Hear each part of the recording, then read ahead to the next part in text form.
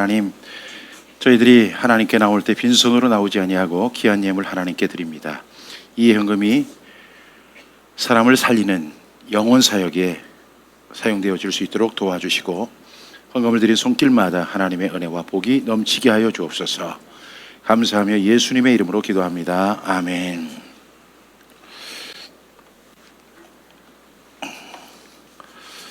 목사님이 이제 그 책에 대한 우선 책에 대해서 좀 이렇게 소개를 하겠습니다. 책은 저자가 소개하는 게 제일 확실합니다. 네. 제가 어디를 가도 이렇게 책에 대한 소개를 잘 안 합니다. 그랬더니 많은 분들이 왜 책에 대해서 써놓고 나서 얘기를 안 하냐고 이렇게 얘기를 하는 거예요. 그래서 저는 민망해서 못 하겠습니다 이렇게 얘기를 하는데, 이 책이 그 하브루타에 관한 책입니다. 이제 하브루타에서 좀 더 자세히 알기 원하는 분들은 이 책을 읽어보시면 도움이 될 것 같고요. 그 다음에 이 하브루타는 뭐와 연관이 되어 있냐면 이제 메타인지하고 연관이 되어 있어요. 그 하브루타를 하게 되면 IQ는 이렇게 향상이 되지 않지만 메타인지가 이렇게 많이 향상이 되거든요. 제가 오늘 이렇게 식사 후에 이렇게 목사님과 이렇게 함께 대화를 하는 가운데 메타인지에 대한 얘기를 조금 더 이렇게 함께 나누는 시간이 있었는데, 메타인지는 우리가 생각하는 것보다 훨씬 더 가치 있고, 사실 이 메타인지 모든 분야에 걸쳐서 메타인지가 가장 중요한 것 같아요. 그래서 제가 이 책에서 항상 하는 얘기가 맨 윗줄에 이렇게 썼어요. 제 인생의 첫 번째 사건이 예수님을 만나 구원받은 사건이라면 두 번째 사건은 메타인지를 만난 사건이었다. 이렇게 제가 소개를 할 정도로 메타인지가 매우 중요하다는 사실을 알게 될 겁니다. 오늘 제가 메타인지에 대한 부분을 한번 여러분에게 소개하려고 하거든요. 여러분들이 제 강의 들으시고 또 이 책을 보시면 훨씬 도움이 될 줄 압니다. 이게 자녀들에게 꼭 필요한 하브루타 한글 영어라는 책인데요. 이 책은 지금 대한학교의 교재로 이렇게 사용되고 있습니다. 이 책에는 이제 330절의 믿음 100절, 소망 110절, 그 다음에 사랑 120절, 총 330절의 말씀이 기록이 되어 있는데, 이 말씀은 이제 성경이 말씀이 있고 그 다음에 NLT로 이렇게 해서 영어 말씀이 있습니다. 그런데 이 부모가 이 아이들을 이렇게 지도할 때 그 부모가 잘 읽어야 되잖아요. 그래서 그 밑에 한글로 한글 영어를 해놨습니다. 그래서 부모가 아무리 영어를 못해도 그냥 읽으시면 되는 거예요. 그리고 여기에 대해서 말씀이 있고 그 하부터 질문이 있어요. 하부터 질문이 있고 또한 부모를 위한 해설이 담겨져 있습니다. 이 책을 사실 때는 좀 출혈이 좀 심할 것 같아요. 좀 비싸거든요. 근데 가만히 생각해 보면 뭐 25,000원 그렇게 비싼 것도 아니죠. 예. 쓴 사람의 입장을 꼭 생각하시고 다시면 될 것 같아요. 예. 그래서 제가 이제 요거를 갖다가 우리 어린이 에서 이렇게 하는데, 이 원어민이 이렇게 이제 직접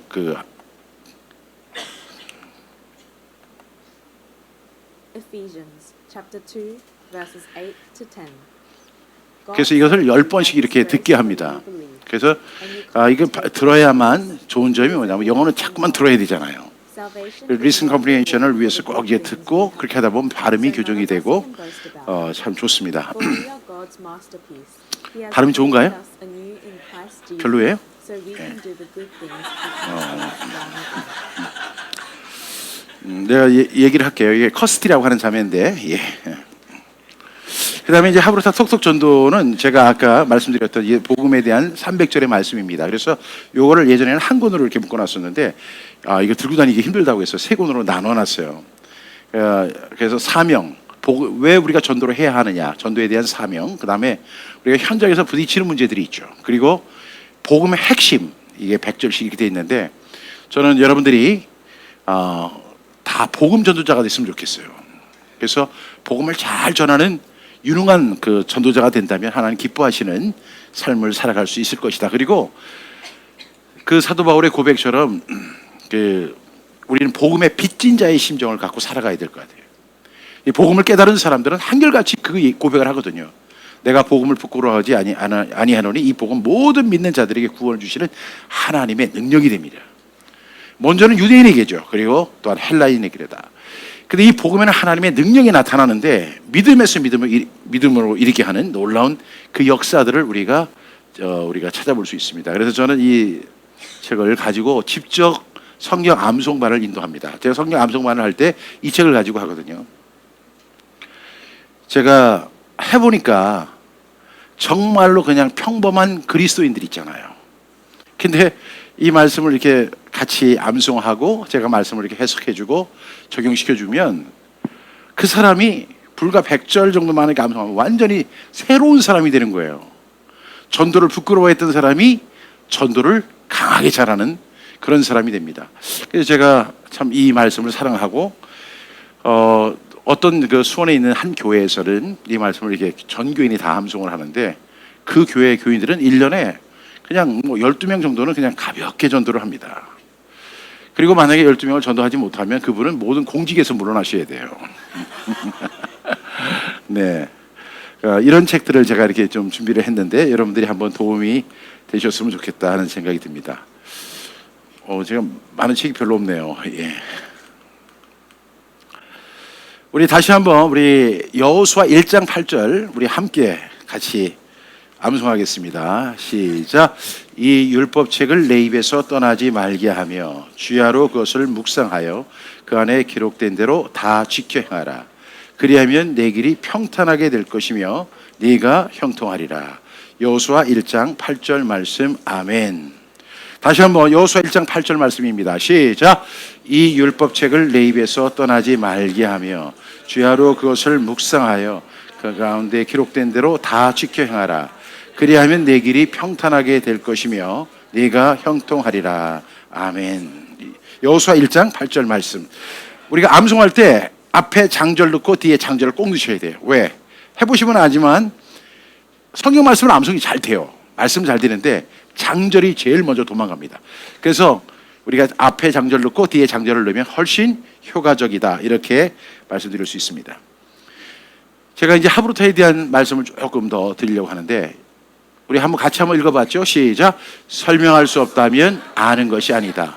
여러분 이 말에 동의하시는 분?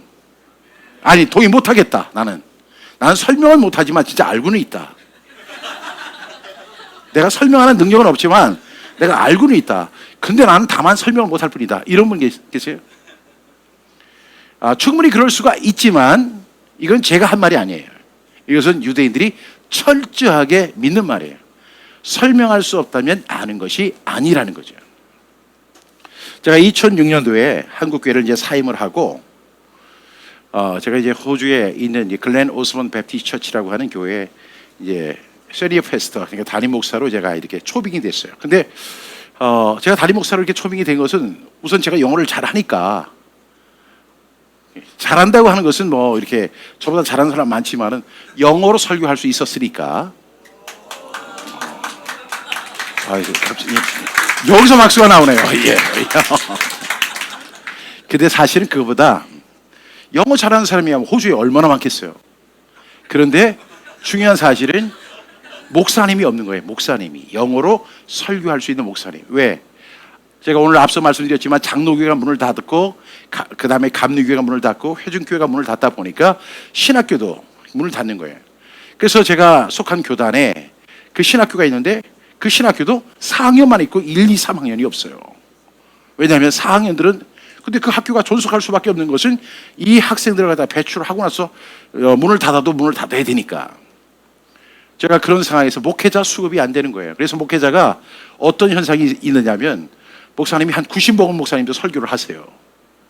그러다가 그 다음 주에 목사님이 안 나오셨어요. 그럼 천국 가신 거예요. 그럴 정도로 목회자 수급이 되지 않는 거예요. 그러니까 이제 목회자를 갖다가 외국에서 이제 이렇게 수입하게 됐는데 바로 제가 그 케이스가 된 거죠.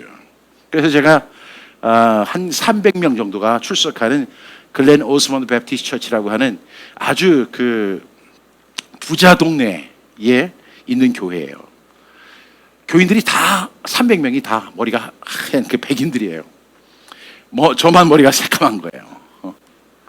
그래서 제가 이제 그 교회에서 이렇게 사역을 하는데 제가 교회에서 이제 사택을 제공해줘서 제가 이제 늘 아파트에만 살다가 이제 교회에서 준 사택을 더 보니까 이 앞에 또 한 200평에 이렇게 그 정원이 있고 뒤에도 한 300평의 그 정원이 있는 거예요. 와, 거기 펜스가 딱 이렇게 둘러쳐 있어요. 그 순간에 제가 딱 그 보는 순간 무슨 생각을 했겠어요? 여기다가 뭐? 예, 상추 심고. 근데 거기가 잔디밭이에요. 잔디밭인데 거기다 상추를 심으면. 근데 그쪽 이렇게 텃밭이 있어가지고 거기다가 제가 상추도 심었어요. 고추도 심고, 예, 깻잎도 심고 했어요. 네. 근데 그 잔디밭을 딱 보는 순간에 무슨 생각을 했냐면 제가 늘 마음속에 하고 싶었던 한 가지 일이 있었어요.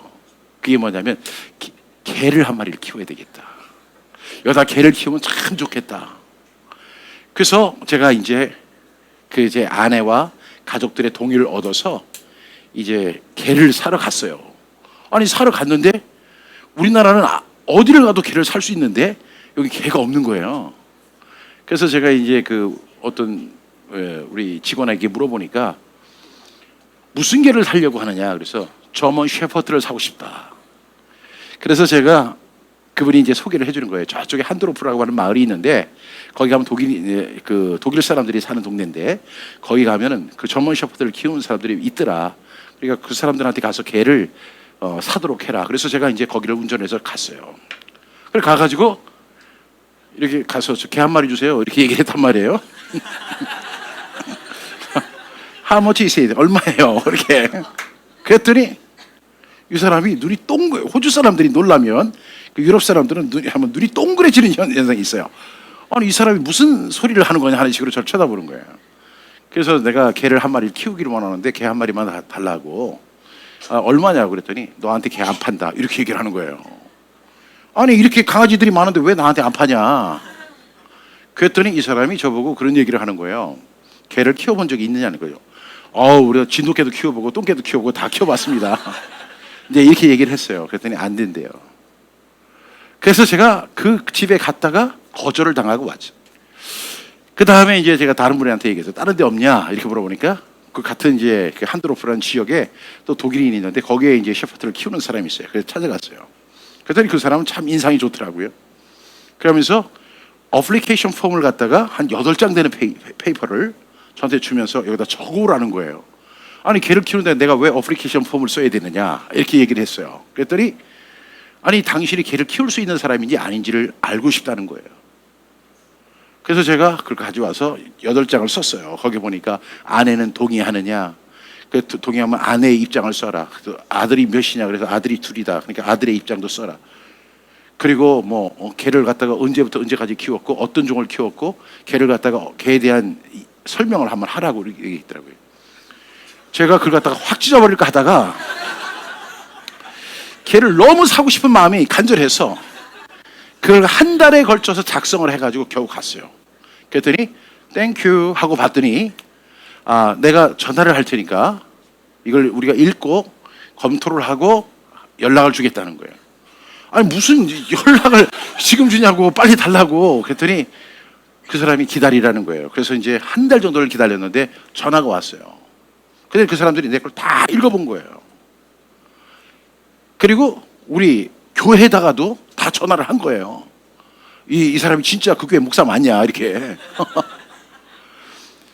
그래서 결국에는 이제 인터뷰를 하는데 인터뷰에서 제가 떨어졌어요.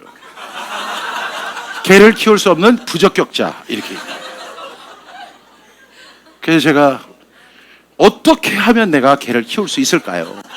어떻게 하면 내가 당신의 개를 살 수 있을까요? 그러니까 이번 기회 말고 다음 기회에 당신이 다시 어플리케이션 폼을 쓰라는 거죠.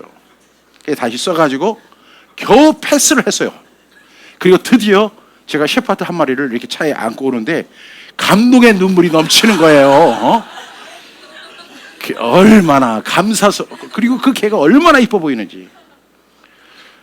그래서 제가 그 개를 갖다가 애지중지하게 키웠어요. 이 개를 엄청 사랑하는데 제가 이제 문제는 뭐냐면 이 개는 자기를 특별히 좋아하는 사람을 또 좋아하거든요. 그래서 제가 이렇게 교회를 가려고 하면 제가 문을 딱 여는 순간에 펜스를 뛰어넘어서 사사리가 쏙 들어오는 거예요. 그래서 제가 안아가지고 갔다가 놓고 차를 타고 빨리 출발하려고 하면 그 사이에 또 쫓아옵니다. 제가 이 월요일 날 이제 목회자 미팅이 있는데 제가 빨리 가야 되는데 이 개가 자꾸만 붙어요. 그래서 할 수 없이 개를 데리고 제가 이제 교회를 갔어요. 그래서 이제 개를 끌고 이제 복도를 이렇게 지나가는데 사람들이 다 쳐다보는 거죠. 그래서 정말 미안해서 어쩔 줄 모르겠어요. 그 차 안에다 두면 안 돼요. 왜냐하면 그건 또 경찰한테 적발이 되면 제가 교도소에 갈 수도 있어요. 그렇기 때문에 그 차 안에다 둘 수는 없고, 그래서 이제 어떻게 할까? 그래서 이제 거기에 우리 장로님이 한 분 계시는데, 마이클 클로피라는 장로님인데, 그분한테 얘기를 했어요. 사실은 이 개가 날 너무 좋아해서 따라왔는데 내가 제어를 할 수 없어서 이렇게 왔는데 좀 양해 좀 구해달라고 이렇게 얘기했더니 no problem 이렇게 얘기하는 거예요. 아니 왜 조그만 개만 데리고 올 수 있느냐는 거죠. 이렇게 큰 개도 데리고 올 수 있다는 거죠. 와, 그래가지고 제가 그 다음날부터 담대하게 개를 데리고 오기 시작했어요. 그렇게 하다 보니까 제가 마치 이 셰퍼드에 대해서 아주 굉장히 잘하는 사람처럼 그렇게 묘사가 된 거예요. 근데 하루는 그 마이클 클로피라고 하는 그 장로님이 그러는 거예요. 패스터 박은 개를 굉장히 좋아하는 것 같다 그래요. 그 I like very much. 나 굉장히 좋아한다고. 그리고 개에 대해서 잘 아느냐고. 잘한다고.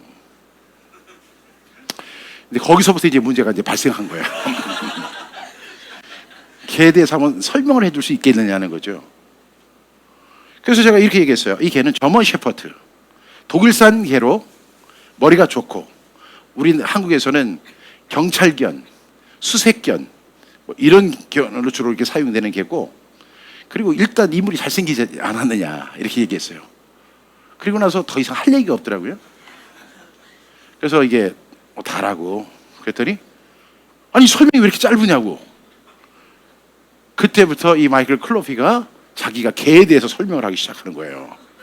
이 개가 이제 그 독일에서 어떻게 됐고, 늑대에서부터 시작해가지고 개에 대해서 쭉 설명해서 이 개가 어떤 과정을 통해서 지금 오고, 이 개에서 그래서 오늘의 이 저먼 셰퍼드가 어떻게 만들어졌지 하는 것까지도 다 소개를 하고 역사적인 배경까지도 다 설명을 해주는 거예요. 그때부터 제가 개에 대해서 안다고 얘기를 못 하겠더라고요. 그래서 그때부터 한 일이 뭐냐, 제가 책을 사는데 개에 대한 책만 사는 거예요. 서점에 가서 개에 대한 책만 사가지고 그것만 가지고 공부를 하는 거예요. 그리고 나서 사람들에게 좀 물어봐 달라고 개에 대해서. 그래서 제가 그렇게 하는 사이에 개에 대해서 박사가 돼버린 거예요. 그래서 제 아내가 항상 얘기하는 게, 당신은 이거 신학책도 좀 써야 되지만 개책도 하나 쓰라고. 이렇게. 제가 분명히 말씀드릴 수 있는 것은, 우리가 안다고 생각하지만 모르는 것이 엄청 많아요. 근데 설명할 수 없다면 그 사람은 아는 것이 아니다 하는 교훈을 제가 얻게 됐습니다. 여러분, 제가 지금도 종이 한 장을 이렇게 다 나눠드릴게요. 한번 여러분들이 거기에다가 그냥 한번 제가 이렇게 부르는 대로 한번 여러분들이 한번 써보시기 바랍니다. 제가 여러분들이 설명할 수 없다면 아는 것이 아닌데 자기 자신에 대해서는 얼마나 잘하는지 한번 우리 옆에 있는 사람 보지 마시고 그냥 자기 자신을 보면서 한번 우리 자신을 한번 설명해보고 소개해보는 시간을 가졌으면 좋겠어요. 이게 정답이 없습니다. 정답은 없는데 그냥 여러분들이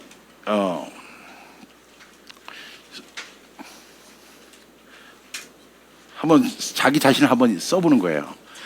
제가 이제 불러드리는 대로 써보시기 바랍니다. 1번, 나는 누구인가? 나는 누구인가? 엄청 쉽죠? 그렇죠? 여기에 이렇게 제가 이렇게 화면에 준비되어 있어요. 예. 나는 누구인가?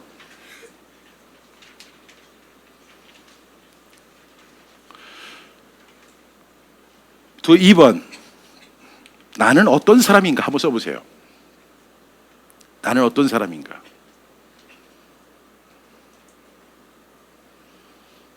이게 철학적으로 생각하지 마시고 그냥 여러분들이 그냥 쉽게 자기 자신을 한번 이렇게 소개하는 마음으로 한번 써보시면 될 것 같아요. 3번은 나를 한마디로 설명한다면 뭐라고 할 수 있을까? 나를 한마디로 설명해 보는 거예요.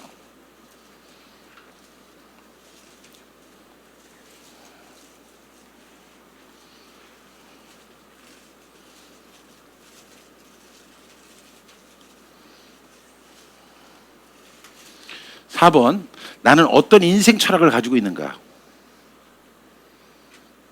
지금 어려우신 분들은 그냥 질문만 써도 될 것 같아요. 네.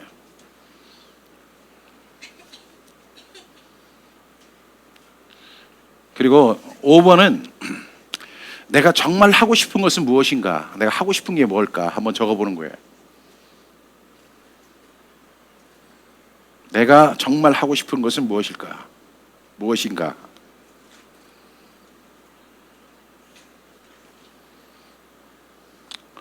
6번, 내가 정말 잘하는 것은 또 무엇인가? 내가 잘하는 거.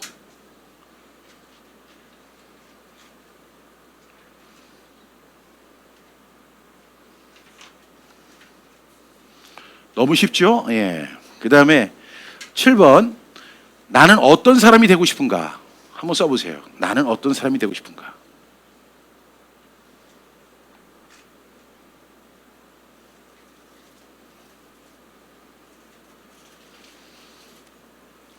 (8번인가요) 예. 나는 다른 사람에게 어떤 사람으로 인식되고 싶은가? 한번 써보세요. 나는 다른 사람에게 어떤 사람으로 인식되고 싶은가?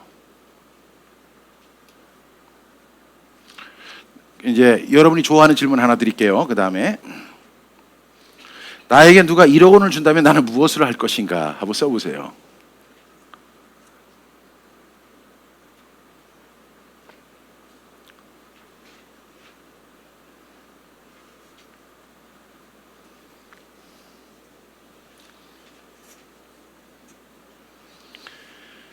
그 다음에 질문, 나는 내 인생을 성공적으로 살아간다고 생각하는가? 만약에 그렇지 않다면 그 이유는 무엇일까? 한번 간단하게 한번 적어보시기 바랍니다.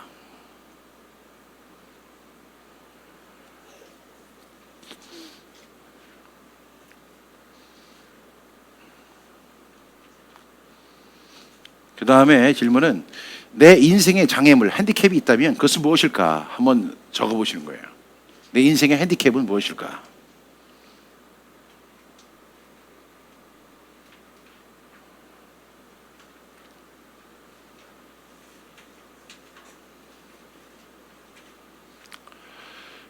이런 질문도 있죠. 그 다음에 나는 습관적으로 하고 있는 것은 무엇일까? 내가 습관적으로, 날마다 습관적으로 하는 것은 무엇일까? 한번 적어보시는 거예요.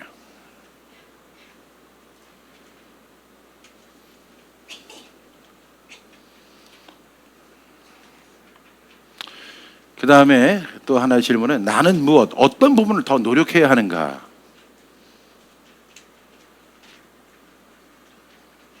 질문이 너무 많아서 그냥 정리를 하겠습니다. 마지막 질문은 어떻게 죽고 싶은가? 한번 써보시는 거예요. 어떻게 죽고 싶은가?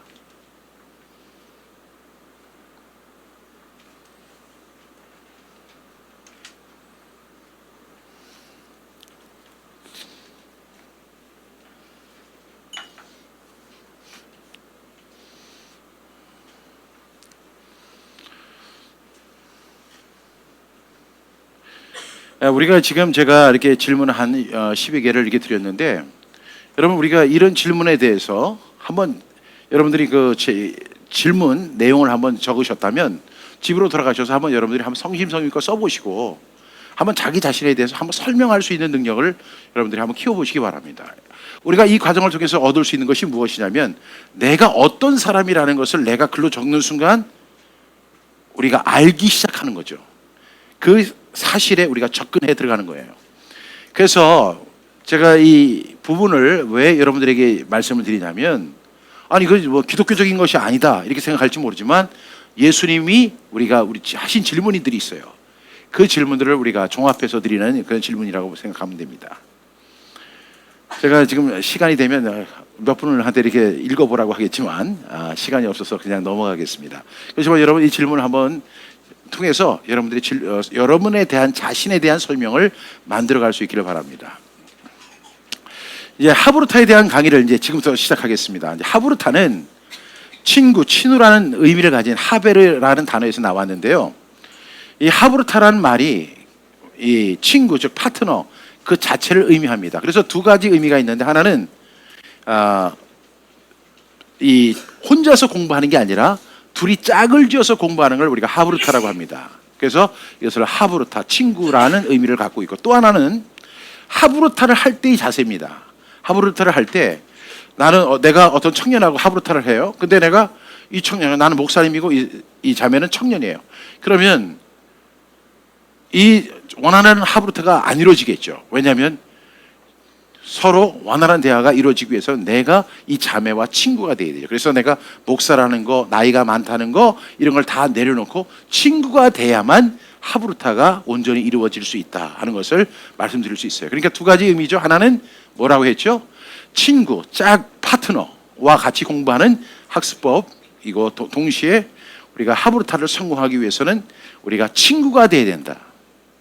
그래서 유대인들은 이 하브루타를 하면서 영원한 친구를 만들어 납니다. 예수님도 이 이야기를 하셨어요. 너희가 나의 명하는 대로 하면 곧 나의 친구라.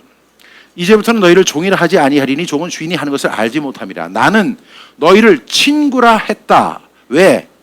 내가 내 아버지께 들은 것을 다 너희에게 알게 하였습니다. 그래서 우리는 예수님은 나의 친구 되십니다 이렇게 이야기하지만 예수님이 그런 의도로 이야기를 하신 게 아니라 어떤 의도로 얘기하시냐면 예수님이 이렇게 질문하고 대답하고 토론하고 설명하는 이런 것을 통해서 제자들과 그렇게 하셨거든요. 그래서 너희는 나의 친구다. 하브루타를 하신 예수님의 사례를 볼 수가 있습니다. 이것을 방법은 어떠냐면 짝을 지어서 질문하고 대화하고 토론하고 설명하는 것을 말하는데 이스라엘 사람들은 유대인들은 체면과 예의보다는 항상 직설적이고 단도직입적인 토론과 소통을 굉장히 원합니다. 이렇게 훈련받은 사람들은 정치, 경제, 사회, 문화, 예술 어떤 분야에서도 탁월한 결과를 나타내는데 특히 법률적인 부분에서 이 유대인 변호사들이 있어요. 유대인 변호사들. 그래서 이 사람들의 별명이 어떠냐면 지옥에서 온 사신들이라고 그래요. 여러분 우리가 어떤 원치 않든 원하든 어떤 소송에 우리가 휘말릴 때가 있죠. 그런데 제가 이제 변호사로 선임하러 갔어요.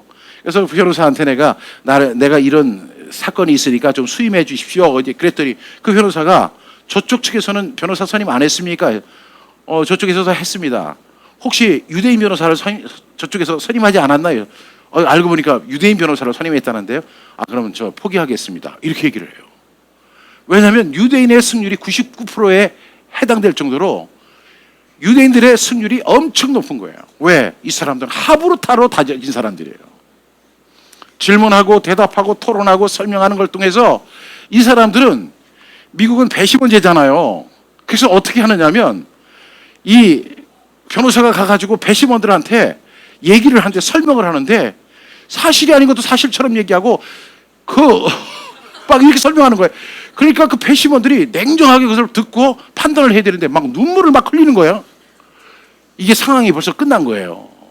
그래서 여러분 오제이 심슨이라고 하는 사람이 살인죄를 저질렀어요. 아내를 죽였어요. 그런데 이 사람이 유대인 변호사를 한 거예요. 그랬더니 이 사람들이 이것을 갖다 뭐로 만들어냈어요? 무죄로 만들어냈어요. 그런데 그 심슨이 나오면서 뭐라고 했어요? 사실 나는 아내를 죽였다. 이렇게 얘기를 했잖아요. 그런데도 일사부재의 원칙에 의해서 이 사람은 다시 어떻게 할 수가 없는 거예요. 법원에서. 유대인 변호사. 그래서 유대인 변호사를 3명을 사면 살인죄도 무죄가 된다는 거예요. 왜? 그러니까 이게 좋은 의미는 아닌 것 같지만 어쨌든 간에 설명할 수 있는 능력이 아주 탁월한 거예요. 그런데 이렇게 법률적인 부분에서만 그런 것이 아니라 정치, 경제, 사회, 문화, 예술 어떤 분야에서도 유대인들이 이렇게 두각을 드러낼 수 있는 이유가 뭐냐면 설명하는 능력이 탁월하기 때문에 그런 거예요. 근데 나 설명 잘할 수 있어요. 근데 그 설명은 잘할래야 잘할 수 있는 것이 아니에요. 뭐가 있어야 되냐면 메타 인지가 높아야지 설명을 잘 해낼 수 있습니다. 여러분 우리가 한번 제가 이 전도서 11장 1절부터 2절 말씀 우리가 오늘 나눠드린 그 종이 뒷면에다가 한번 질문을 만들어 보는 거예요. 전도서 11장 1절부터 2절 말씀 같이 한번 읽겠습니다. 시작. 너는 내 떡을 물 위에 던지라. 여러 날 후에 도로 찾으리라. 7에게나 8에게 나눠줄지어다. 무슨 재앙이 땅에 임할는지 네가 알지 못함이니라. 전도서 11장 1절 2절 말씀 여러분들이 전도서는 12장까지 돼 있잖아요. 그렇죠? 굉장히 짧아요. 여러분들이 다 읽어보셨을 거예요. 그런데 1절 2절에 이 말씀이 있어요. 그러면 이 말씀을 가지고 여러분들이 질문을 만드는데 몇 개를 만드느냐? 5개만 만들게요. 5개. 몇 분 동안에? 5분 동안에. 시작. 질문 5개 만드는 겁니다. 이 질문을 가지고, 이 말씀을 가지고 질문을 만드는 거예요.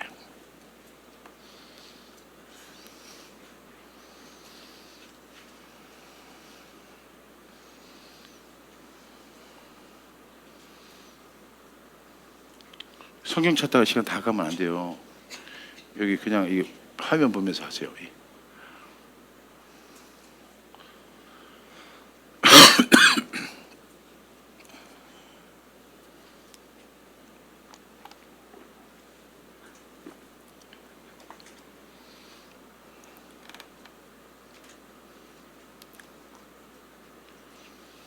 4분 남았습니다. 네.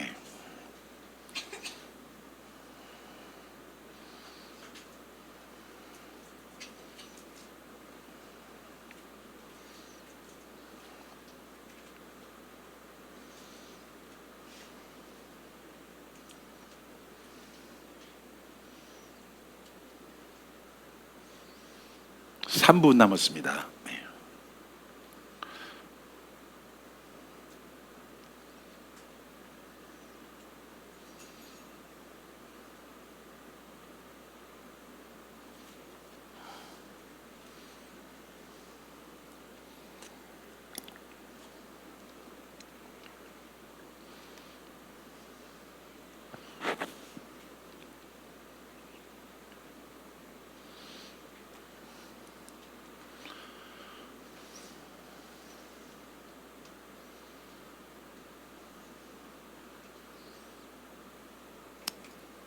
혹시 그 질문 지금 5개 했는데 더 만들고 싶은 분은 얼마든지 더 만드셔도 좋아요. 예.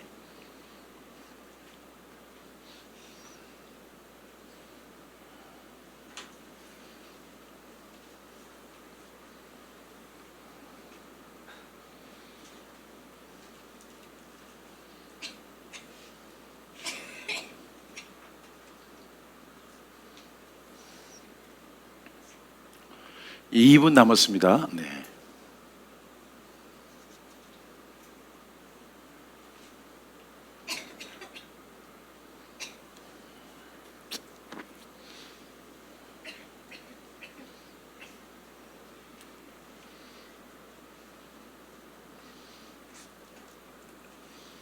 시험 보는 거 아니니까 예. 부담 갖지 마시고요. 예. 누가 좋은 질문 만들어내는가 이렇게만 보는 거예요.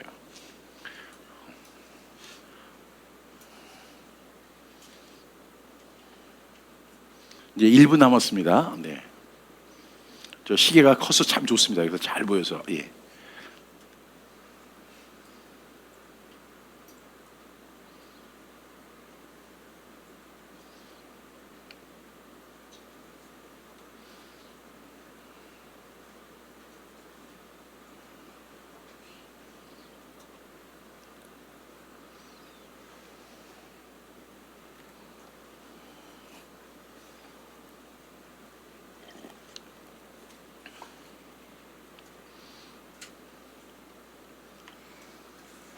다 하셨죠? 네, 아직 1분이 채 남아 있습니다.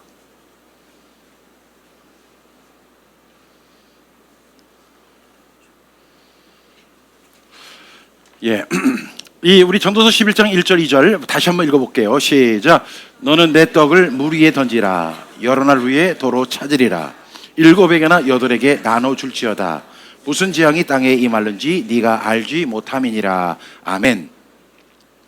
그러면 여러분 이게 질문을 만들어 보셨는데 우리가 이 성경을 갖다 전도서는 1장부터 시작돼서 12장까지 우리가 쭉 이렇게 읽어 나가시면 여러분들이 이해가 된다고 생각하지만 사실은 이 말씀 속에 이 전도서 11장 1절 2절이 세계를 움직이고 있는 말씀이에요.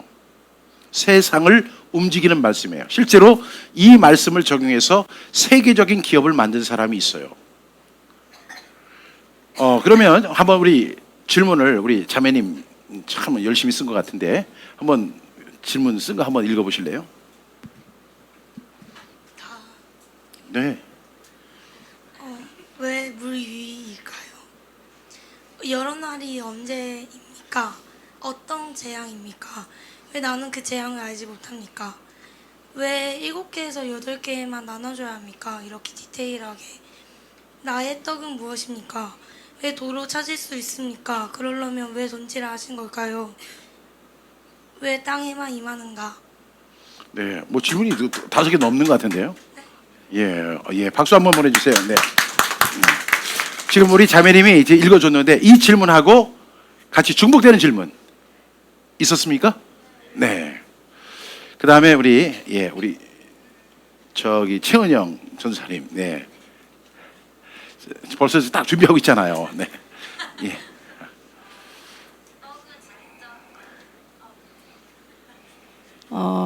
떡은 진짜 먹는 떡을 말하는가? 왜 떡을 물에 던져야 하는가? 왜 떡을 7에게나 8에게 나눠줘야 하는가? 7이나 8에 혹시 특별한 의미가 있을까? 어떻게 떡을 되찾는가? 물은 어떤 것을 말하는가? 왜 여러 날 후에 되찾는다고 말씀하셨을까? 네, 박수 보내주세요. 네. 중복되는 질문 있었나요?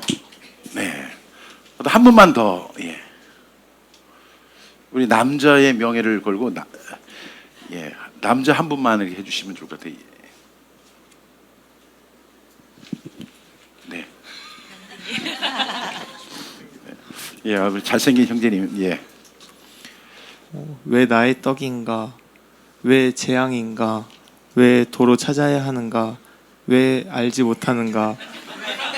왜 물 위에 던지는가? 왜 그런 질문 하시는지 제가 왜 그런 질문을 했는가?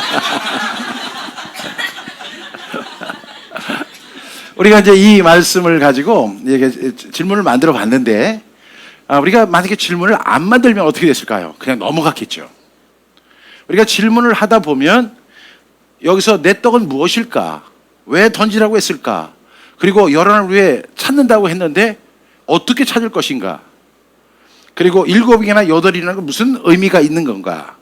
무슨 재앙이 땅에 임할는지 네가 알지 못한다고 했는데 그 재앙은 무엇일까? 뭐 여러 가지 질문이 있겠죠. 그리고 우리가 이 질문이 있으면 그 질문에 대해서 우리는 항상 질문은 뭘 만드냐면 대답을 유발하게 만들어요. 질문하지 않으면 누가 대답을 하겠어요? 지금 제가 우리 자매님한테 지금 몇 시인가요? 하고 물어봤어요. 그러면 제가 오늘 처음 보는 자매인데도 제가 몇 시입니까? 라고 이렇게 이야기를 하면 이 자매님이 예, 지금이 8시 8분입니다. 라고 대답을 한다는 거죠. 질문을 해야만 대답을 유발하게 됩니다. 근데 우리 이 질문 전도서 11장 1절 2절을 그냥 우리는 평이하게 읽고 말았어요. 근데 이 말씀을 갖고 세계적인 기업을 만든 한 청년이 있습니다. 이 청년이 바로 누구냐면 레리 페이지라고 하는 청년이에요. 이 청년이 이 말씀을 읽다가 이걸 갖다가 우리 회사의 사명으로 써야 되겠다. 그래서 지금까지도 구글 사명에 전도서 11장 1절부터 2절의 말씀이 들어가요. 이 레리 페이지가 세르게이 브린이라고 하는 청년과 함께 합작해서 만든 회사가 구글입니다. 이제 구글을 만들었는데 이 사람들이 돈이 없어요. 그래서 이 사람들이 어떤 그 신흥주택에 거기 보니까 가라지를 렌트를 해준다. 주차장을 렌트해준다는 그 팻말을 보고 찾아갑니다. 찾아갔는데 거기에 누가 살고 있었냐면 신혼 부부가 살고 있었는데 그 여자의 이름이 뭐냐면 수잔 보이치키라고 하는 여자였어요. 그래서 찾아가서 나는 이런 비전을 갖고 회사를 창업하려고 하는데 이 주차장을 좀 우리가 빌려 썼으면 좋겠다 이렇게 얘기를 해요. 근데 그 비전이 너무 좋은 거예요. 그래서 그 수잔 보이치키라고 하는 여자분이 이렇게 얘기해요. 이 공간을 마음껏 쓰십시오. 무료입니다. 왜냐하면 내 떡을 물 위에 던지라 그랬으니까 저도 이 내 떡을 내가 이거 받아서 내가 론을 받아서 이것을 갖다가 매달 갚아나가려고 했는데 당신들의 비전이 너무 크니까 저도 이것을 내 떡을 물 위에 던지겠습니다. 그리고 여러분들이 주차장만 있으면 좀 불편할 테니까 이 안에 들어가면 화장실도 있고 주방도 있고 냉장고도 있으니까 마음껏 쓰시기 바랍니다 해가지고 공개를 해요. 그래서 그 두 청년이 만든 회사가 구글이고 나중에 수잔 보이치키는 유튜브의 CEO가 되죠. 그 사람들의 사명이 뭐냐? 내 떡을 물 위에 던지라는 거죠. 여러분 유튜브가 바로 이런 사명을 갖고 시작이 된 거예요. 그래서 유튜브의 시스템을 보게 되면 어떤 시스템이냐면 유튜브라고 하는 회사가 있죠. 그리고 거기에 광고를 올리는 그 동영상을 올리는 사람들이 있어요.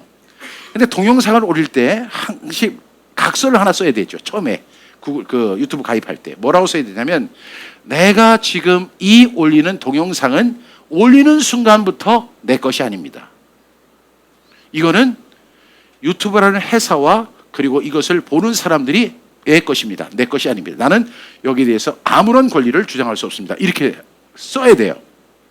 그래야지만 우리가 유튜브에 들어갈 수가 있어요. 왜냐하면 이 말씀에 근거해서 회사를 운영하는 거예요.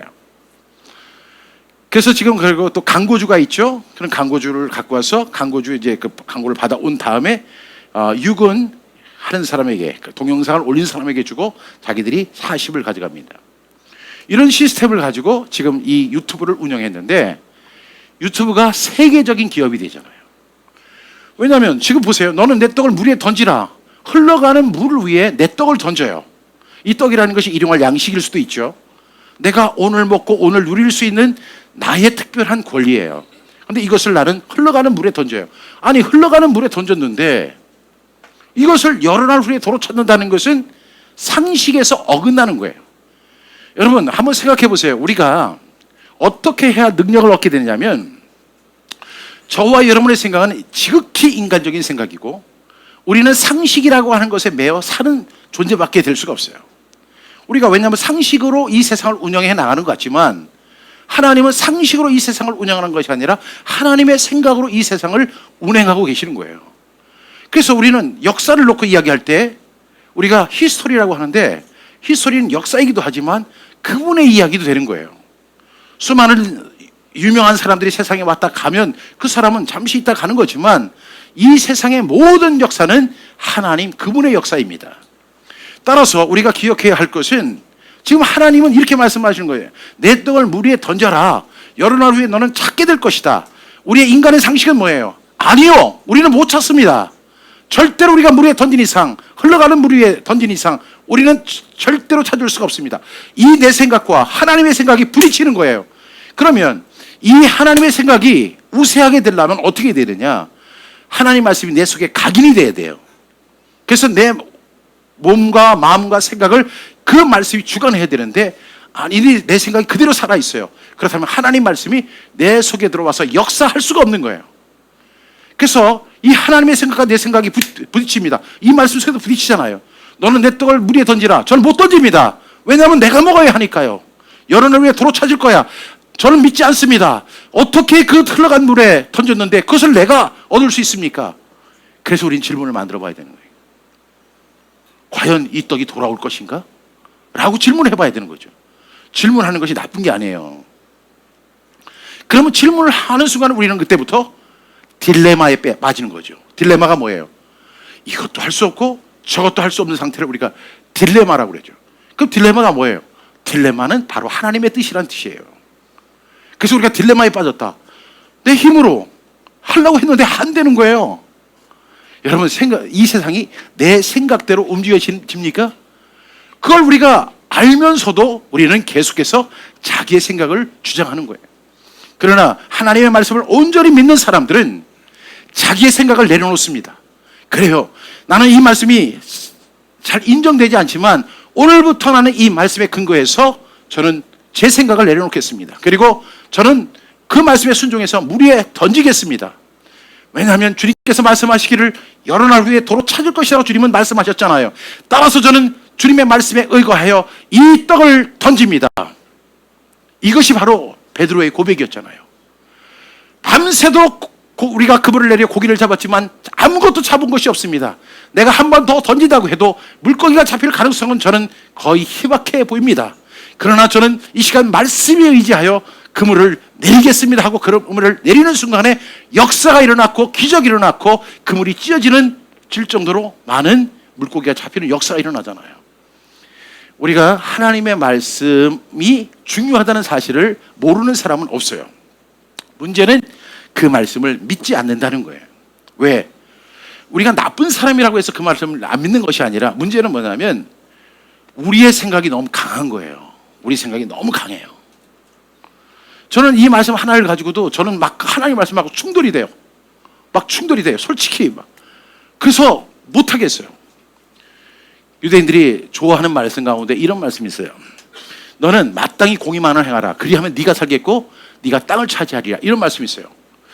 아, 너는 마땅히 공의. 그러면 거기서 첫 번째 질문이 뭐가 돼야 되냐면 이런 질문이 나와야 돼요. 너는 마땅히 공의만을 행하라고 했으니까 공의가 뭐예요? 라고 질문을 해야죠. 그렇죠? 왜냐하면 공의가 뭔지를 알아야지 공의를 할 거 아니에요. 그래서 유대인들은 그걸 가지고 치열하게 공의가 무엇일까 하고 서로 싸우는 거예요.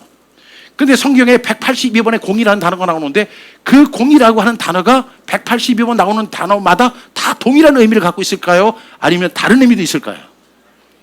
그렇죠. 그 문장에 따라서 그리고 그 말씀의 의도에 따라서 공의라는 단어가 다르게 적용이 될 수 있단 말이죠. 그러면 그 공의라는 단어가 딱 나왔는데 이 말씀에서 얘기하는 공의는 도대체 뭘까? 질문해 봐야죠. 그냥 아멘 이렇게 하면 안 돼요. 왜냐하면 우리가 아멘 하는 것이 중요한 것이 아니라 그 말씀에 순종해서 결단하는 것이 더 중요한 거지. 아, 내가 아멘 1000번, 10,000번 그냥 두 손 들고 아멘 하다고 해가지고 역사가 일어나는 게 아니거든요. 그러면 그 공의가 뭘까? 그래서 유대인들이 치열하게 막 공방을 합니다. 이 공의는 착한 일을 하는 거야. 어떤 사람은 얘기합니다. 공의는 하나님의 속성이야. 이 속성이라고 하는데 여기서는 너는 마땅히 공의만을 행하라고 하는데 무슨 하나님의 속성을 어떻게 행해? 이건 말이 안 돼. 그럼 공의가 뭘까? 하다가 내린 결론이 째다카예요. 째다카. 이 째다카가 뭐냐면 구제하는 거예요. 당시에 유대인들이 가장 소원이 하나 있어요. 그것은 뭐냐면 네가 살겠고 그 다음에 땅을 차지하리라. 여러분, 사는 것과 땅을 차지하는 것은 모든 사람의 공유된 소원일 수 있어요. 그런데 유대인들에게는 그게 특별해요. 왜? 지금 나라가 없이 전 세계를 다니다가 이 사람에게 죽고 저 사람에게 학대를 당하고 저 사람에게 학살을 당하고 엄청난 시련을 겪고 있는 사람들에게 그 사람들은 붙들고 싶은 하나님의 말씀이 있어요. 너는 마땅히 공의만을 행하라. 하나님, 저 공의만을 행하고 싶어요. 근데 공의가 뭔가요? 하고 하브르타를 하는 거예요. 그런데 이 공의가 째다카라는 사실을 밝혀내요. 그래서 그들은 그때부터 이렇게 읽어요. 너는 마땅히 째다카만을 행하라. 구제를 하라는 거예요. 하나님, 제가 지금 줄 수 있는 형편이 아니에요. 제가 지금 베풀 수 있는 환경이 아니라고요. 저는 지금 쫓겨다니는 입장이고 너무 힘든 상황이라고요. 이런 상황에서 제가 뭘 할 수 있겠어요? 근데 하나님은 딱 말씀하시고 더 이상 얘기 안 하세요. 성경의 특징이 그거잖아요. 그거는 막 이게 갔다가 제가 막 항의를 해도 변경이 안 되는 거야, 이게. 그러면 누가 이기느냐? 결국에는 기록된 말씀이 이기는 거잖아요. 야, 그때 우리는 굉장히 곤란해지는 거예요. 근데 이런 갈등을 겪어야 돼요. 그래서 두 번째 유대인들이 희망은 뭐냐면 땅을 차지하는 거예요. 땅을 차지하는 거. 나라가 없이 막 하니까 그 사람들은 땅 차지하는 게 소망이에요. 근데 이 사람들의 소원을 딱 이루어질 수 있는 게 뭐냐면 공의만을 행하는 거예요. 너는 마땅히 공의만을 행하라. 공의가 뭘까? 해서 이 사람들이 구제하기 시작했어요. 그래서 유대인들은요, 오늘 제가 그 목사님실에 이렇게 들어가 보니까 옳은소리 하는 것을 왼소리 모르게 하라 하는 그 편말을 그 냉장고에다 붙여놓으셨더라고요. 근데 유대인들이 이 말을 예수님이 하신 말씀이지만 사실은 유대인들이 탈무드에서 이미 하고 있는 이야기예요. 이 사람들은 구제할 때 절대로 옳은소리 하는 것을 왼소리 모르게 합니다. 왜? 혹시라도 이것을 보게 되면 이미 상급을 다 받은 거예요. 상급이 없는 거예요. 나 이렇게 하고 싶지 않아요. 그래서 11조를 드릴 때도, 그리고 자기들이 째다카 헌금을 낼 때 어떻게 하느냐면 반드시 회당 밖에, 그러니까 이 예배당으로 말하면 밖에 헌금함이 있어요. 거기다 넣고 가는 거예요. 맨날 안에다 집어넣으면 랍비가 이거 딱 보고 저 사람 헌금하고 가네 하고 볼 거 아니에요. 이 사람은 상 못 받은 거예요. 째다카를 어떻게 시행하느냐? 집에다가 째다카함을 하나 만들어놔요. 째다카함을 만들어 놓고 이제 만들어 놓은 다음에 동전 주머니를 이렇게 해요. 그러면 여기 있는 우리 딸들이 아침에 일어나잖아요. 그럼 제일 먼저 하는 것이 그 동전하면서 동전을 가져다가 째다카함에다 돈을 딱 넣으면서 하루가 일과가 시작되는 거예요. 왜? 너는 마땅히 공의만을 행하라. 그리하면 네가 살겠고 네가 땅을 차지하리라. 이렇게 말씀하셨으니까. 그렇게 하다 보니까 그 돈을 이 아이가 준비한 게 아니에요. 부모가 준비해 줬죠. 이 아이들은 하나님의 말씀에 의거해서 얘들은 그 말씀의 의도도 잘 몰라요. 그렇지만 이 아이들은 부모가 그렇게 하도록 교육을 한 거예요. 그래서 딱 해서 갖다 놓고 이렇게 하다 보니까 어느 시점이 되면 그 째닥함에 돈이 가득 차게 되죠. 그러면 이것을 털어서 그 회당에 가져갑니다. 근데 그 회당에 보면 째닥하 함이 있어요. 거기에 또 거기다가 딱 넣고 오는 거예요. 아무도 모르게. 그러면 그런 가족들이 10가정이면 10개가 들어올 거고 100가정이면 100개가 들어올 거고 1000가정이면 1000개가 들어올 거예요. 그럼 그 돈이 이렇게 쌓이게 되겠죠. 그러면 그 돈을 누가 관리하느냐 하면 랍비가 관리를 해요. 랍비가 그 돈을 다 갖고 있다가 어디다 돈을 보내요. 그러면 매주 수요일이 되면 뉴욕의 큰 공장 같은데 갑자기 9시부터 10시, 11시, 12시까지 대형 트럭들이 막 들어옵니다. 어디서 왔는지 몰라요. 어떤 회당에서 보냈는지도 몰라요. 근데 그 차에서 닭, 휴지, 바나나, 햄, 사람들이 일상적으로 먹어야 하는 우리가 가서 장을 보는 그런 것들이 산더미처럼 이렇게 쌓여요. 그리고 차들이 다 빠지고 나면 사람들이 걸어 들어와요. 근데 서로 모르는 사람이에요. 여기 교회 다니는 사람들은 서로 다 알잖아요. 서로 모르는 사람들이에요. 근데 그 사람들이 뭐 하는 사람이냐면 패킹하는 사람들이에요. 패킹. 그 사람들은 거기에 봉지에다가 그날 들어온 물품들을 하나씩 이렇게 다 담아요. 다 담아가지고 이번에 팩을 해가지고 산더미처럼 싸놓고 그 사람들은 또 집에 가요. 그렇게 끝나는 시간이 한 오후 2시 정도가 돼요. 그러면 이제 청소가 끝나고 한 3시부터 이제 4시 사이가 되면 아빠가, 유대인 아빠가 자기 자녀들에게 전화를 합니다. 야, 아빠가 이따가 3시 40분에 너를 태우러 갈게. 그럼 아이들이 그 집 앞에 이렇게 나와서 대기하고 있어요. 그래서 아빠가 그 아이들을 태우고 거기를 갑니다. 그러면 거기 가면 그 트렁크에 몇 개 실을 수 있나요? 하고 이렇게 물어봐요. 그래서 10개 실을 수 있습니다. 이렇게 하면 10개를 거기다 트렁크에 실어요. 그러면 10개 주소를 줘요. 그러면 그 주소를 가지고 가는데 아빠는 운전을 하고 아이들은 그 집에 가서 노크를 합니다. 그럼 그 사람들이 그리고 하나님의 선물입니다. Present of God 이렇게 하고 놓고 가는 거예요. 그럼 그 사람들은 그걸 가지고 일주일을 먹는 거예요. 근데 유대인들이 구제하는 것도 구제하는 것은 은밀하게, 구제받는 것은 당당하게. 시작. 은밀하게. 구제받는 것은 당당하게. 이래요. 그래서 받는 거를 네가 주는 게 아니라 하나님이 주시는데 내가 당당하게 받아야지 이렇게 얘기를 하는 거예요. 그러니까 그 말씀 하나 우리가 얼마든지 쉽게 넘어갈 수 있고 그냥 우리가 성경 통독 수십 번 수백 번 할 때 그냥 우리가 그냥 읽고 지나갔던 그런 것들을 하나를 내 삶에 적용합니다. 적용을 하는데 어떤 역사가 일어나냐? 기적이 일어나요. 야, 희한하다. 어떻게 하나님을 믿는 사람들은 저렇지? 엄마하고 딸이 이렇게 하는데 엄마가 이렇게 가는데 이 아이가 같이 가요.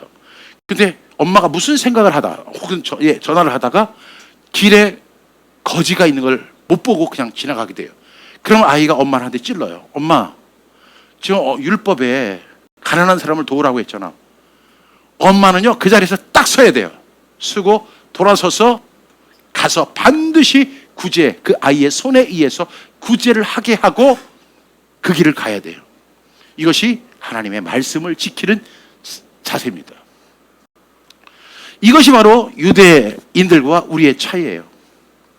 우리는 하나님의 말씀을 듣고 이것을 뭐로 이해를 하냐면 자꾸만 지식으로 축적을 해요. 그런 말씀이 있어. 그거 알아? 알지. 했어? 하긴 뭘 해. 좋은 말씀이지만 그걸 갖다가 어떻게 우리가 현실 속에서 적용할 수 있어? 아니요. 그 사람들은 반드시 이렇습니다. 또 하나 얘기를 해볼게요.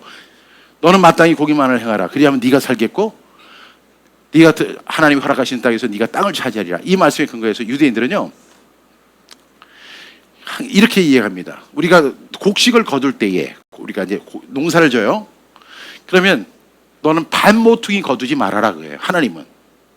그러니까 예를 들어서 지금 여기가 이게 밭이라고 한다면 내가 이 농사를 져서 다 이렇게 자라게 해서 추수를 해서 내가 가져갈 수 있지만 저 모퉁이 거는 건드리지 말아요. 이거는 거류민과 가난한 자들을 위해서 하나님이 놓고 가라는 거예요. 그러면 그 가난한 사람들이 와가지고 이 사람들이 농사에서 다 자기 거 가져가지만 조기 거 남겨놨으니까 그걸 가지고 먹고 살아요. 근데 아니 그 사람은 밥만 먹고 살 수는 없잖아요. 가난하다고. 그러니까 포도 농사를 짓는 사람도 그렇게 해야 돼요. 그러니까 가난한 사람들도 얼마든지 포도 열매를 먹을 수 있어요. 예를 들어서 무화과나무 농사를 짓는 사람이 있다면 무화과나무 짓는 사람도 거기는 거두지 말아야 돼. 이게 하나님의 법칙이에요. 그런데 한번 생각해 보세요. 그것이 3,500년 전에 레이기에서 주신 말씀이에요. 지금 3,500년이 지났어요. 지금 우리 농사를 지면 그 말씀 그대로 지켜 행할 수가 있는데 아니 지금 농사 짓는 사람이 누가 있어요? 무화과나무 누가 여기서 무화과나무 하시는 분들 한번 손 들어보세요. 아니면 여기서 지금 뭐 인삼밭을 하시는 분 없잖아요. 그러니까 이 시대가 상황이 달라진 거예요. 근데 하나님의 말씀은 변함이 없죠. 근데 상황은 달라졌어요. 그럼 어떻게 할 것인가? 그 과정에서 필요한 것이 하브르타를 하는 거예요. 이것을 오늘의 우리는 어떻게 적용할 것인가? 그러면 이렇게 해야 되죠. 그 모퉁이라고 하는 것은 우리가 볼 때 한 10분의 1 정도는 될 거야. 이렇게 생각을 합니다. 그러면 자기가 100만 원을 벌어요. 하나님 앞에 11조 드리는 건 당연하죠. 근데 그거와 별도로 그 10분의 1을 떼서 어디에다 해요? 제탁합니다. 넣어야 되는 거예요. 누구의 이름으로? 무명의 이름으로. 그러면 그 돈을 관리하는 사람이 누구라고 그랬죠? 랍비들. 그 랍비들이 하는데 한번 보세요. 여기가 이제 그 어떤 사람이 저기 그 청주에 살다가 여기 이쪽으로 이 동네로 이사를 왔어요. 유대인들은 항상 그 회당을 정할 때 워킹 디스턴트, 그러니까 걸어서 갈 수 있는 곳에, 왜? 안식일에 차를 타서는 안 되니까. 그래서 이렇게 왔어요. 그 왔는데 제일 먼저 가면은 뭘 해드리냐? 이 사람들은 이렇게 하는 거예요. 그 회당에 찾아가서 랍비한테 인사를 하는 거예요. 랍비님 안녕하십니까? 저는 청주에 살던 누군데 여차여차해서 제가 이렇게 이 강남으로 이사를 오게 됐습니다. 그러시오. 그러면서 이제 랍비가 축복해 줍니다. 그런 다음에 이렇게 물어봐요. 당신이 근데 거기서 이렇게 무슨 사업을 하고 여기 와서 무슨 사업을 하려고 이렇게 오셨어? 이렇게 물어봐요. 그러면 그 사람이 랍비님 제가요 여기 와가지고 뭘 하려고 하냐면 식당을 하나 하려고 합니다. 무슨 식당을 하려고 해요? 이거는 이제 제가 이제 중국 식당을 하려고 합니다. 그러면 예산은 얼마나 되시오? 여기 그 건물 얻어가지고 2층, 3층, 아니 1층, 2층 이렇게 해가지고 하고 그다음에 간판하고 그다음에 시설하려고 하니까 한 7억 정도가 드는데요. 돈은 있어? 이렇게 물어봐요. 돈 없습니다. 그래요? 그럼 랍비가 딱 가서 자기 방에 가서 7억을 갖고 옵니다. 그리고 그 사람에게 주면서 가서 이익을 남겨라 이렇게 얘기를 해요. 어서 많이 들어본 이야기 아니에요? 그러면 이 사람은 가가지고 그 7억을 받았어요. 그리고 자기가 원하는 곳을 임대를 했어요. 그 다음에 기구들도 샀어요. 그리고 간판도 달았어요. 종업원들도 뽑았어요. 그리고 나서 드디어 식당을 오픈합니다. 그 시간에 랍비는 뭘 하느냐? 그 지역에 사는 유대인들을 다 이렇게 불러 모아요. 회당으로. 그리고 나서 노래를 하나 불러요. 그것이 뭐냐면 신명기 6장 4절부터 9절의 말씀을 노래를 불러요. 쉐마 이스라엘 이렇게 하면서 노래를 불러요. 그렇게 이제 부른 다음에 여러분 청주에 살던 우리 동족이 이번에 우리 이쪽에 이사를 와서 저 코너에 중국집을 오픈했어. 여러분들은 율법이 명하는 대로 가서 행하시오 이렇게 얘기를 해요. 그럼 이 사람들이 다 일어나서 가요. 이제 짜장면을 먹으러 갑니다. 이제 그 집이 중국집이니까. 가서 이제 짜장면을 먹어요. 먹고 나서 짜장면 얼마입니까? 그랬더니 5,000원입니다 하고 주인이 얘기를 해요. 그러면 그 자리에서 10,000원을 딱 주면서 나는 당신의 형제입니다 라고 주고 와요. 탕수육을 먹었어요. 얼마입니까? 하니까 25,000원이래요. 그러면 5만 원을 줘요. 나는 당신의 형제입니다 하고 줘요. 팔보채를 먹었어요. 얼마? 33,000원이래요. 그럼 66,000원을 주는 거예요. 이걸 갖다가 몇 년을 해야 되느냐? 3년을 하는 거예요. 의무적으로. 3년을. 왜? 너는 밥 모퉁이 그거 네가. 그래서 라삐가 물어봐요. 그 짜장면 요즘 얼마 해? 그러니까 5,000원 합니다. 근데 짜장면 그 10,000원에 먹으면 좀 부담스럽지? 부담스럽지요. 그럼 라삐가 또 물어봐요.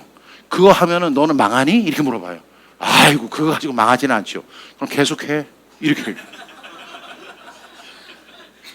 이것이 하나님의 말씀을 오늘에 적용시킨 거예요. 그렇다면 우리가 한번 생각해 볼 필요가 있죠.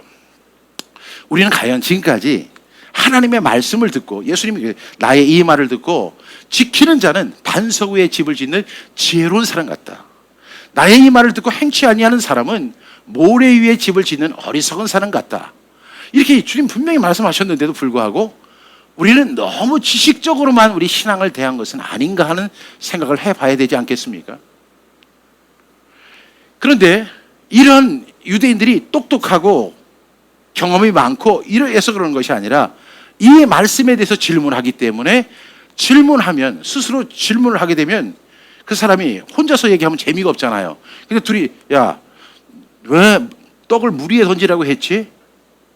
글쎄 말이야. 나도 잘 모르겠는데 아마 하나님이 그 물 위에 던지라고 하는 것은 흘러가는 거 다시 못 찾는 거 이런 개념 아닐까? 그럼 왜 하나님이 그런 말씀을 하실까? 여러 날 왜 도로 찾는다는데 무슨 근거로 하나님 그렇게 말씀하실까? 글쎄 내 생각에는 하면서 서로 질문하고 대답하고 같이 토론하는 거예요. 지금 저는 이 사람하고 지금 하브루타를 할 때 이 사람의 약호를 콱 눌러가지고 내가 너보다 지식이 많고 내가 너보다 더 똑똑하고 내가 너보다 말을 더 잘한다는 것을 과시하기 위해서 하는 걸까요? 아니면 정말로 그 말씀의 진의를 찾기 위한 것일까요? 진의를 찾기 위한 것이죠. 그렇기 때문에 이것은 하브루타는 세상 사람들이 얘기하는 디베이트와 차이가 있는 거예요. 디베이트는 논리가 강한 사람이 이기는 것이고 지식이 많은 사람이 이기는 것이고 말을 잘하는 사람이 이기는 거예요. 우리는 누가 이기는 게 아니라 함께 짝을 지어서 정말 하나님이 원하시는 것이 이 말씀을 통해서 오늘 내게 말씀하시는 그 하나님의 음성이 무엇인가, 그리고 그 말씀을 우리가 확인했다면 그것을 우리가 내 삶에 적용하고 실천하기 위해서 우리는 하브루타를 하는 것이라는 거죠. 하나님의 역사가 바로 여기서 나타나는 거예요.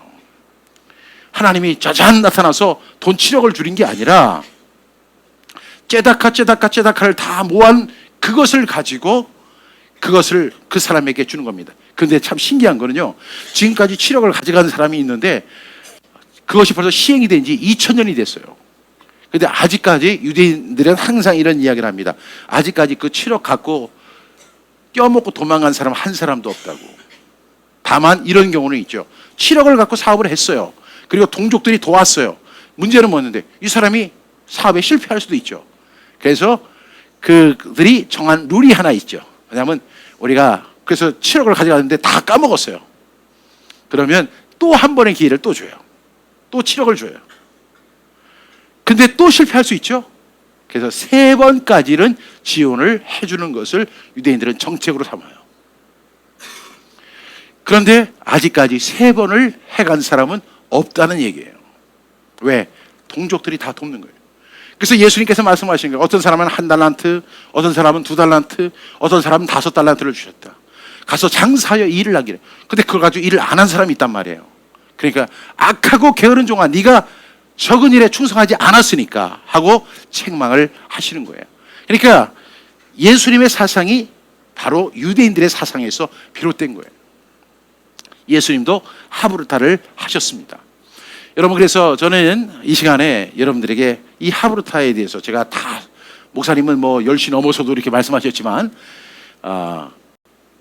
제가 하브루타에 대해서 간단한 사례를 여러분에게 이렇게 적용해서 말씀을 드렸어요. 실제로 이것이 일어나는 일들이고 이러한 것을 통해서 이들이 세계적인 그 천재들, 세계적인 부호들, 그런 사람들이, 여러분 유럽에서 로스차일드라고 하는 그 가문에 대해서 아시죠? 그 사람들이 유대인들이에요. 그 사람들이 제다카를 제일 먼저 시행한 사람이에요. 이 유럽에서. 그렇기 때문에 제다카를 시행하면 할수록 땅을 차지하는 역사가 일어나고 살아나는 역사가 일어나게 되는 거예요. 그래서 저는 이렇게 믿습니다. 하나님의 약속은 수천 년 전에 기록된 말씀이면 지금도 살아서 역사는 하나님의 말씀이다. 따라서 우리는 이 말씀을 내 삶에 적용해야 되는데 적용하는 기술이 필요하죠. 질문해야 되고 그리고 대답해야 되고 같이 이 문제를 가지고 토론하고 그러면서 이 말씀에 대해서 설명할 수 있는 능력을 키우고 실질적으로 이 말씀을 내 삶에 적용하고 실천해 나가는 거예요. 그럴 때 하나님의 놀라운 역사가 저와 여러분의 삶에 충만하게 일어날 줄로 믿습니다.